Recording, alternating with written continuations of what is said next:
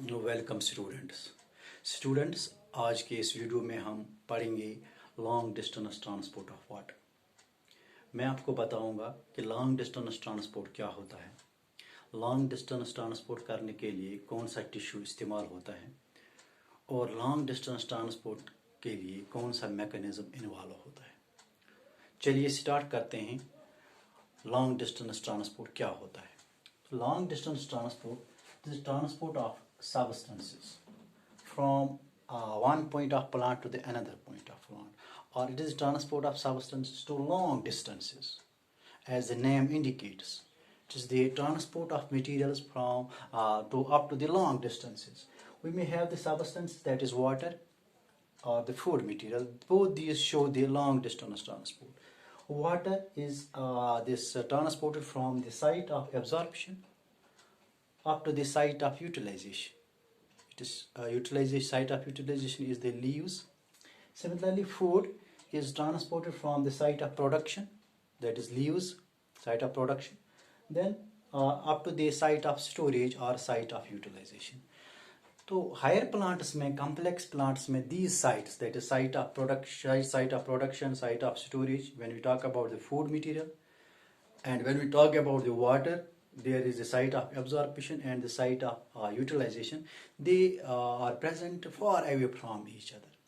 Therefore, the transport of these things, these substances, it shows their long distance transport. Okay. Now, ये long distance transport कैसे होता है? The long distance transport के लिए जो tissue involved होता है, they are the vascular tissues. So the tissue which is involved in the long distance transport or vascular tissues or vascular bundles or complex tissues.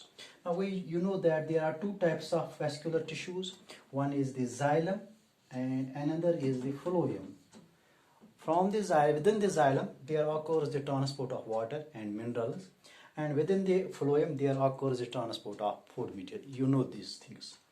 Now हम ये कैसे साबित करेंगे कि जो वाटर होता है that is transported through the xylem? इस चीज को समझने के लिए हम एक छोटा सा एक्सपेरिमेंट करते हैं जिससे ये साबित हो जाएगा कि वेस्कुलर टिश्यू के जरिए ही ट्रांसपोर्ट ऑफ सब्सटेंसेस होते हैं, ट्रांसपोर्ट ऑफ फूड या ट्रांसपोर्ट ऑफ वाटर हो जाता है। तो एक छोटा सा एक्सपेरिमेंट करते हैं। एक्सपेरिमेंट में हम एक ट्यूबिक लेंगे which bears the leaf. A twig having the leaf. This is a twig. एक twig is a mature branch जिसमें ऊपर एक leaf लगा हुआ है. So this is the leaf and this is the twig. These leaves, you know, their leaves have the veins, midrib and veins. And what are these veins and midrib? They are nothing. They are having they contain the vascular bundles. They contain the xylem and phloem. Veins, midrib, they contain the vascular bundles, they contain the vascular tissue, they contain the xylem and phloem. Now इस tube को हम एक flask में, एक बर्तन में डालेंगे which contains the colored water. तो colored water हम लेंगे यहाँ। इस colored water के अंदर हम ट्यूब को डिप करेंगे, प्लेस करेंगे. So we place that twig having a leaf in this colored water. उसके बाद हम ऑब्जर्व करेंगे for some time, for few hours. We see that the coloured water जो है it goes up to these things, reaches up to these veins, and जो leaf की जो veins है they start to look they coloured. तो इससे साबित हो गया कि जो वाटर नीचे था ये ऊपर चला गया. It is transported up to the leaves, and since the veins of the leaves show the coloredness, therefore we can conclude that these veins, they contain the xylem and phloem. We can say that the transport of the substances occurs through the vascular tissue. Okay, so this experiment shows that the transport of substances occurs through vascular tissues, especially through this xylem. Now हमने देख लिया कि किस तरह से xylem के जरिए transport of substances होता है, वेस्कुलर टिश्यू के जरिए ट्रांसपोर्ट ऑफ सब्सटेंसेस होता है. अब हम देखेंगे कि किस तरह से कौन सा मैकेनिज्म, कौन सा प्रोसेस इन्वॉल्व होता है in the long distance transport. Okay, तो हमने पढ़ा है कि that there are three process, that is diffusion. So we have mechanism of long distance transport. Mechanism of long distance transport. We have seen that diffusion, facilitated diffusion, and active transport.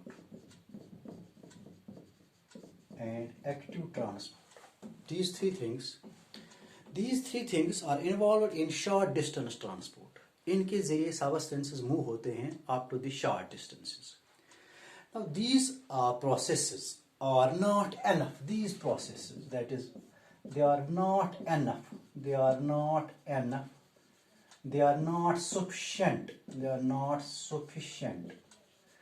ये काफी नहीं है. Diffusion, facilitated diffusion, active transport, they are not enough. These processes are not sufficient to carry the water, to carry the substances up to the long distances.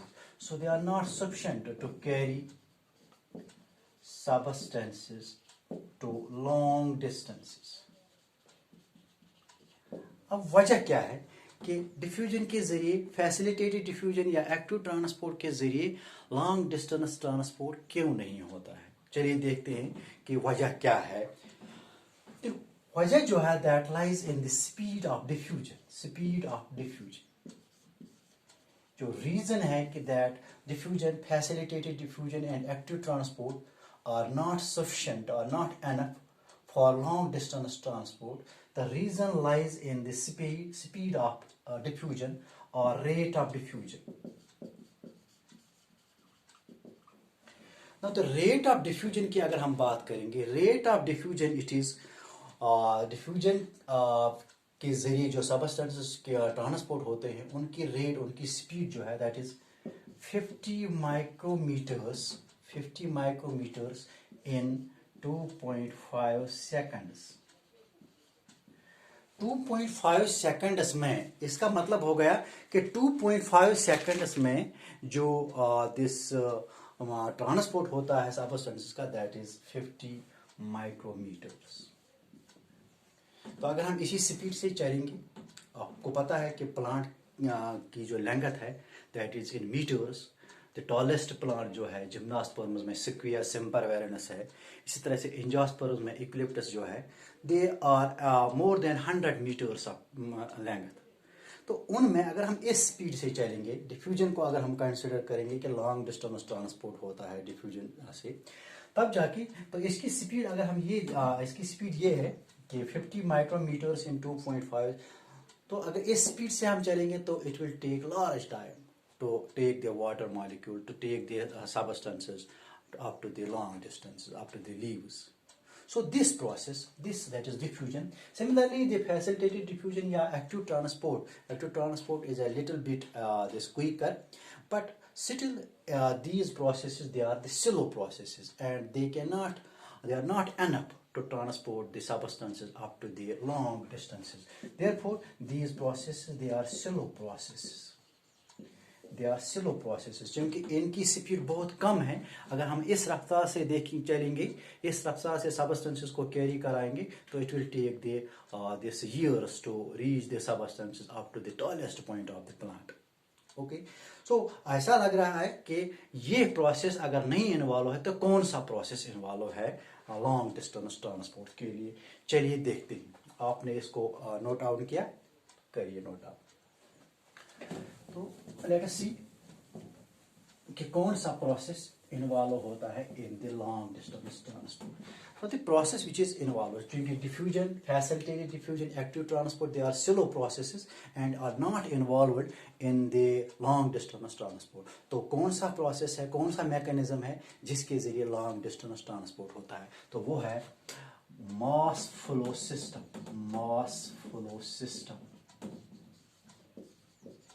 or bulk flow system.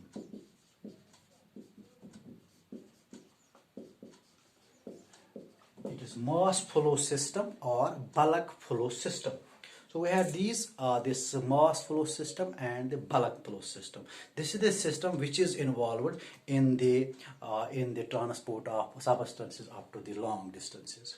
तो सबसे पहले this mass, what is mass flow system? Mass flow system, is the movement of substances is the movement of substances. It is the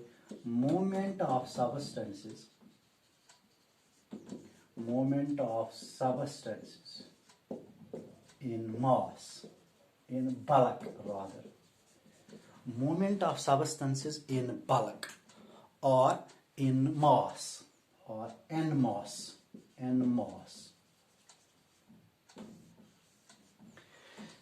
Mass flow system क्या होता है? Why it is called as the mass flow system or bulk flow system? अब इसको हम mass flow system और bulk flow system इसलिए बोलते हैं क्योंकि इस सिस्टम में things that are transported, the चीजें जो इनका ट्रांसपोर्ट होना है, they are transported together, they are एक साथ वो ट्रांसपोर्ट होते हैं in mass. In mass means all together.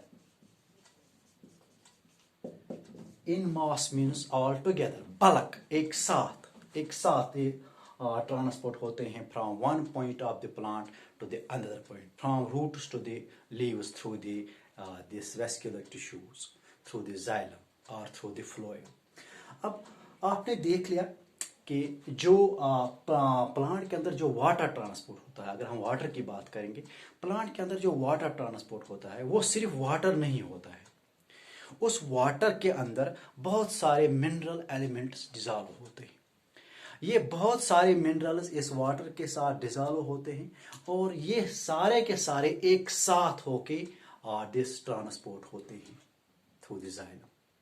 So that is why it is mass flow or bulk flow. इसमें सारे के सारे substances, all the substances move, all the substances are transported in bulk, in mass. All they are transported together. They are associated with one another. They are transported together from one area of the plant to the another area of the plant, another part of the plant. So they are transported together. अब ये सारे के सारे substances, so the सारे all substances are transported together. एक बात ये कि they are transported together. अब दूसरी बात कि ये सबस्टेंसेस जो है, जितने भी सबस्टेंसेस है वाटर के अंदर डिसॉल्व है प्लांट में, रूट से इसने एब्जॉर्व की, फिर जाइलम के जरिए जो ट्रांसपोर्ट होते हैं, इसमें वाटर मॉलिक्यूल्स भी है, इसमें मिनरल एलिमेंट्स, बहुत सारे मिनरल एलिमेंट्स भी है इसके अंदर, डिसॉल्व है इन द डिसॉल्व्ड फॉर्म. तो ये सारे के सारे एक साथ मूव करते हैं, एक साथ ट्रांसपोर्ट होते हैं. ओके, अब ऑल दी सबस्टेंस, एक तो ये सारे के साथ एक साथ ट्रांसपोर्ट करते हैं, दे मूव टुगेदर इन मास. दूसरी बात, दिस स्पीड जो है, स्पीड ऑफ ट्रांसपोर्ट जो है, they move in with the same speed of transport. So इनकी स्पीड जो है दैट इज द सेम, एक ही स्पीड के all substances move in same speed, move in same speed or same pace. एक ही pace है, एक ही स्पीड है, एक ही रफ्तार है इन सारे के सारे सबस्टेंसों का ट्रांसपोर्ट होने के लिए. जो स्पीड वाटर का दिखाता है वही स्पीड बाकी मिनरल एलिमेंट्स जो उसमें होते हैं वो भी वही स्पीड दिखाते हैं, उनकी भी वही पेस होती है. ठीक, चलो अगर आपको ये समझ में थोड़ा भारी लग रहा है तो एक एग्जांपल से हम इसको समझने की कोशिश करेंगे. अगर हम बहते हुए दरिया को गौर से देखेंगे, एक दरिया है जो बह रहा है, जिसमें पानी बह रहा है, इसको अगर हम गौर से देखेंगे तो हम देखते हैं कि इस बहते हुए दरिया में, इस बहते हुए पानी में हम वहाँ पर बहुत सारे थिंग्स देखते हैं, बहुत सारी चीज़ें इसमें देखते हैं जो बह रहे हैं. इसमें हम देखते हैं प्लांट्स के लीव्स बहते हैं, इसमें हम देखें प्लांट्स के ट्विग्स, छोटे छोटे ब्रांचेस इस पानी के अंदर बहते हैं. इसमें हम कभी कभी प्लास्टिक की बोतलें भी देखते हैं बहते हुए. इसमें हम प्लास्टिक के बैग्स, पॉलीथीन बैग्स जो होते हैं वो भी हम देखते हैं इसमें बहते हुए. अब ऑल दीज सब, चूंकि पानी बह रहा है, ठीक, दरिया में बह रहा है पानी, all these things are transported together.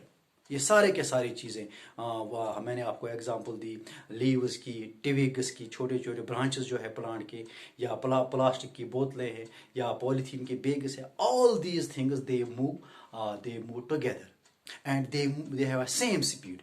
जिस स्पीड से पानी बह रहा है दरिया में, उसी स्पीड से all these things they move. यही एग्जाम्पल हम अप्लाई कर सकते हैं इन दिस जाइलम। अब चूंकि जाइलम में पानी बह रहा है, जाइलम में पानी ट्रांसपोर्ट हो रहा है from the roots to these leaves.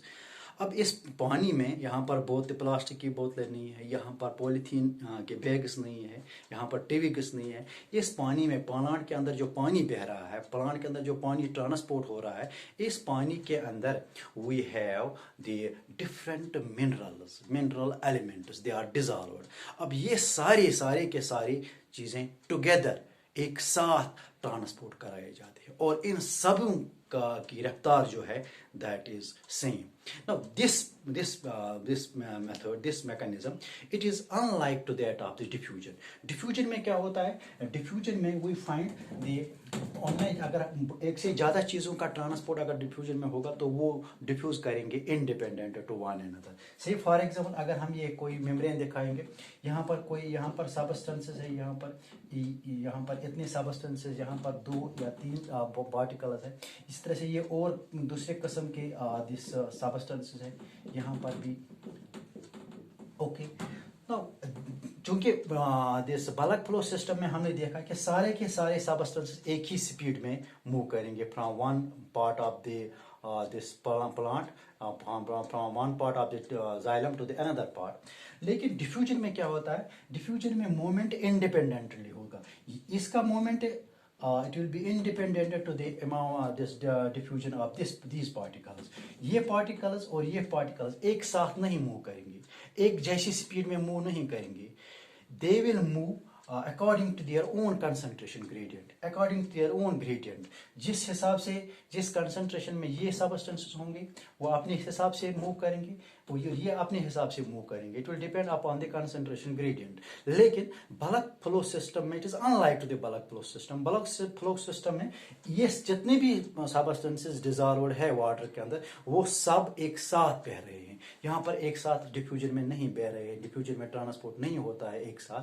They show transport independent to one another. Okay, I think you are understanding these things now. ये सब चीज़ें जो है एक ही स्पीड के साथ ये ट्रांसपोर्ट हो रहा है। तो this is what the mass flow system is. तो मास फ्लो सिस्टम में यानी 2 बातें आपको याद रखनी है। एक कि इसमें what happens, there is all the things, all the substances, they are transported together, one thing. दूसरी बात कि जितने भी सबस्टेंसेस मूव कर रहे हैं वो एक ही स्पीड में, एक ही पेस में मूव कर रहे हैं। ये आपको 2 चीज़ें इसमें याद रखनी है। We have understood the long this bulk flow system क्या होता है और बल्क फ्लो सिस्टम में क्या होता है। इस बल्क फ्लो सिस्टम को किस तरह से ये अचीव करते हैं हम, किस तरह से ये बल्क फ्लो सिस्टम किस तरह से हो रहा है। What are the forces which are involved in the bulk flow system. Bulk flow system में 2 फोर्सेस जो होते हैं which are involved in the bulk flow system, वो क्या क्या है। Bulk flow system is involved achieved by the bulk flow system is achieved by bulk flow system is achieved by number 1, it is achieved by positive hydrostatic pressure gradient, positive hydrostatic pressure gradient। this is one thing जिसके जरिए bulk flow system हो रहा है। What is hydrostatic pressure? Hydrostatic, hydro means water, static means rest, static. Okay, so it is the this hydrostatic pressure, it is the pressure of any liquid, pressure of any liquid that exerts at rest. So it is hydrostatic pressure, that is the pressure exerted by any liquid at rest. Pressure exerted by any liquid at rest is the hydrostatic pressure. अब gradient कब होगा? जब hydrostatic pressure में differences होंगे, जब दो points में difference होंगे प्रेशर में, तो will say that it is the hydrostatic pressure gradient. अब पॉजिटिव हाइड्रोस्टेटिक प्रेशर ग्रेडियंट ये हमें बेस्टली शोन करता है by the garden hose. Garden hose जो है, garden hose shows the positive hydrostatic pressure. Now positive, see for example this is the garden hose, this is garden hose। अब garden होज में एक साइड, जो गार्डन होज आपने देखा होगा, गार्डन होज पाइप होती है जो हमें दिस गार्डन में, किचन गार्डन में लगती है, जिसके जरिए हम प्लांट्स को पानी देते हैं। इसका एक हिस्सा नल के साथ होता है, टेप के साथ होता है या मोटर के साथ कनेक्ट होता है, और दूसरे हिस्सा खुला होता है जिससे पानी बाहर निकलता है। अब ये हिस्सा, suppose this part of the hose, garden hose is connected with the motor, okay. तो यहाँ पर दिस इज इनवर्ड, यहाँ से फ्लो होगा, यहाँ से वाटर एंटर करेगा पाइप में, और यहाँ से वाटर पाइप से बाहर निकलेगा। ना यहाँ पर ये पॉइंट जो है, this is this point, it is the in, यहाँ पर जो प्रेशर होगा that is inward pressure, this is inward pressure, and यहाँ पर जो प्रेशर होगा that is outward pressure, okay. तो pressure gradient, difference in pressure, जब हम जब रेस्ट में होगा, हमने मोटर की स्विच ऑन नहीं की, तो यहाँ पर प्रेशर जो होगा, पानी का जो प्रेशर है इस होज के अंदर, that is the hydrostatic pressure. अब जब हम स्विच को ऑन करेंगे तो प्रेशर ग्रेडियंट स्टार्ट हो जाएगा, हाइड्रोस्टेटिक प्रेशर ग्रेडियंट। तो यहाँ पर जो इनवर्ड प्रेशर होगा, ये जब जो ही हम मोटर को ऑन करेंगे, where will be high pressure, hydrostatic pressure, there will be high hydrostatic pressure, that is inward pressure high होगा, और आउटवर्ड प्रेशर जो होगा वो लो होगा।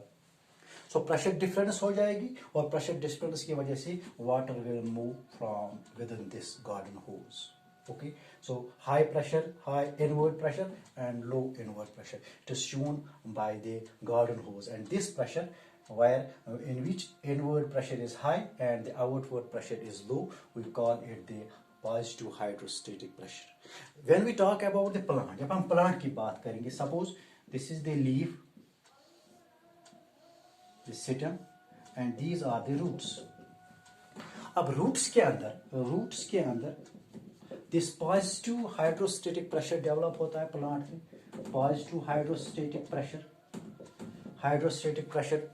डेवलप होता है, रेडिएट हाइड्रोस्टेटिक प्रेशर डेवलप होता है इन द रूट्स। रूट्स में हाइड्रोस्टेटिक प्रेशर जो है, पॉजिटिव हाइड्रोस्टेटिक प्रेशर जो है, it is the pressure that is towards the gravity, क्योंकि ग्रेविटी के अंदर है, यानी ग्रेविटी की तरफ है। The positive hydrostatic pressure is that pressure which is towards the gravity when we talk about the plant roots, okay। So this is plant roots, this is a positive hydrostatic pressure, positive hydrostatic pressure develops within the roots in case of plants। Now we have second, the negative hydro